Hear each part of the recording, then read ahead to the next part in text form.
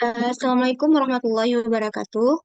Kami dari kelompok 3 akan membahas mengenai laporan rancangan final tentang pemakaian Internet of Things untuk pengawasan dan pengendalian aliran air pada cabang irigasi untuk efisiensi pemerataan distribusi air lahan pertanian.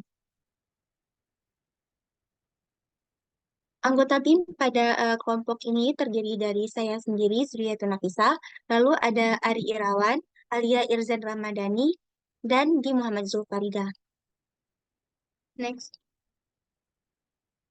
Nah, pembahasan pada presentasi kali ini kita membahas mengenai hi-fi prototipe alat, lalu ada hi-fi prototipe aplikasi, selanjutnya ada deployment diagram, komponen diagram, dan ditutup dengan pembahasan mengenai skematis rangkaian.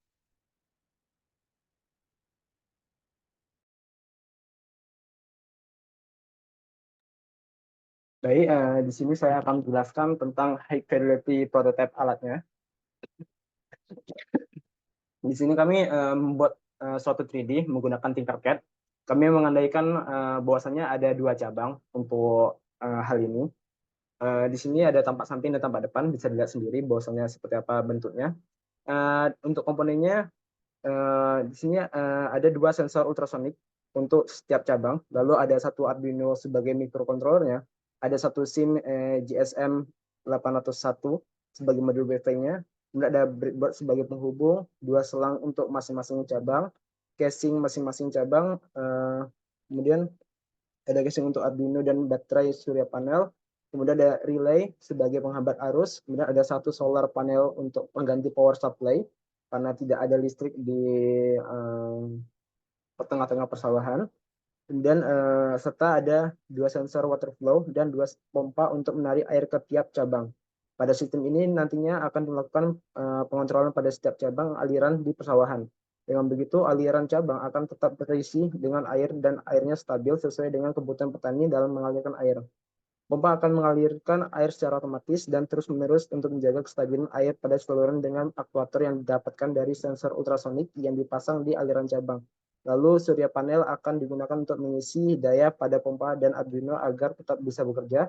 Dan data yang telah didapat dari sensor ultrasonik dan sensor water flow akan diteruskan ke database yang kemudian akan ditampilkan pada aplikasi Imantir. Next. Di sini ada high fidelity prototype aplikasinya. Ada 7 halaman yang akan digunakan untuk aplikasi ini. Yang pertama ada landing page, yang kedua ada beranda, yang kedua ada halaman cabang, kemudian ada halaman untuk riwayat histori ketinggian airnya, kemudian ada halaman untuk notifikasi, kemudian ada halaman untuk pompa air sebagai remote-nya untuk hidupkan dan matikan, dan juga bisa melihat kecepatan dan air yang masuk ke setiap cabang. Kemudian ada halaman terakhir yaitu untuk menambahkan cabang yang akan ditampilkan pada halaman beranda. Next.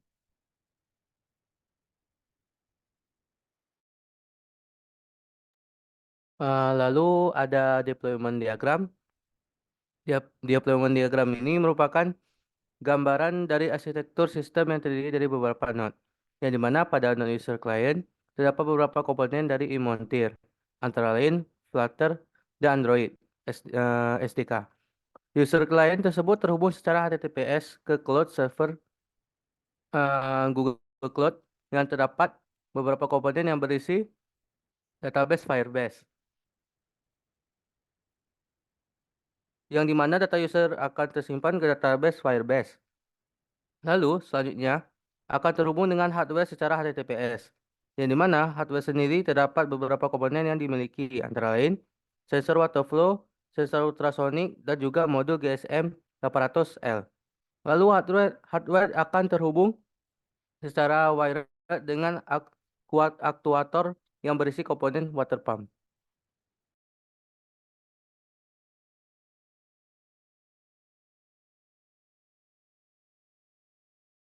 Nah, di sini tentang komponen diagram. Komponen diagram di atas merupakan gambaran dari komponen-komponen utama dalam sistem.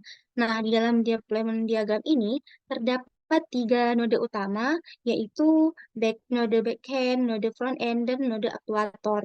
Nah, node backend terdiri dari 2 node lagi, yaitu database dan cloud server. Di dalam node database, terdapat 2 objek yang merepresentasikan data yang disimpan, yaitu entity aliran air dan entity ketinggian air. Node cloud server memiliki komponen REST API yang berfungsi sebagai antarmuka untuk berkomunikasi dengan bagian lain dari sistem. Nah, pada komponen REST API akan dihubungkan secara dependensial dengan komponen controller dalam node front-end. Ini menunjukkan bahwa komunikasi antara front-end dan back-end terjadi melalui termuka REST API yang disediakan oleh cloud server. Di dalam node front-end, terdapat aplikasi mobile yang disebut mobile app monitoring system. Di dalam aplikasi ini, terdapat komponen view yang bertanggung jawab untuk menampilkan informasi kepada pengguna dan komponen controller yang memfasilitasi interaksi pengguna dengan sistem. Selanjutnya, komponen diagram terdapat node actuator yang berisi komponen water pump. Actuator ini bertindak sebagai perangkat fisik yang dikendalikan oleh sistem berdasarkan data yang diterima dari cloud server melalui REST API. Dengan demikian, secara keseluruhan, komponen diagram ini menggambarkan bagaimana komponen dalam sistem saling terhubung dan bekerja sama untuk mencapai fungsi monitor dan kontrol yang diinginkan terhadap aliran air.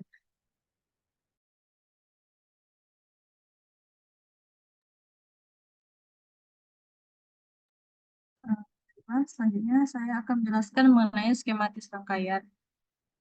Yang mana gambar berikut merupakan skematis rangkaian dari sistem imontir yang diumpamakan dengan 2 cabang, yang mana terdapat 2 sensor ultrasonik untuk setiap cabangnya.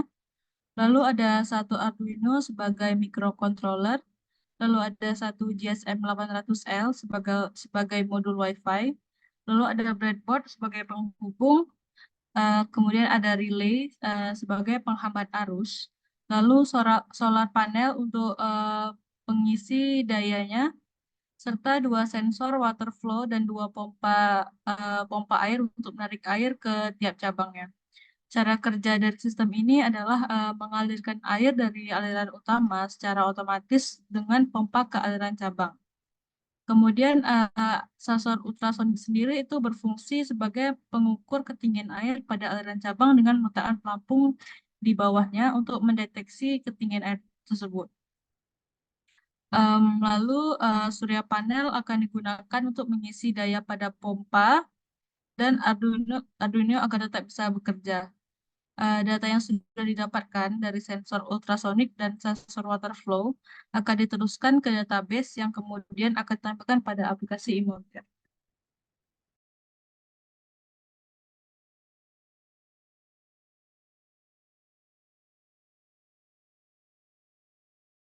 Sekian presentasi dari kelompok kami. Apabila terdapat kesalahan, mohon dimaafkan. Saya akhiri. Wassalamualaikum warahmatullahi wabarakatuh.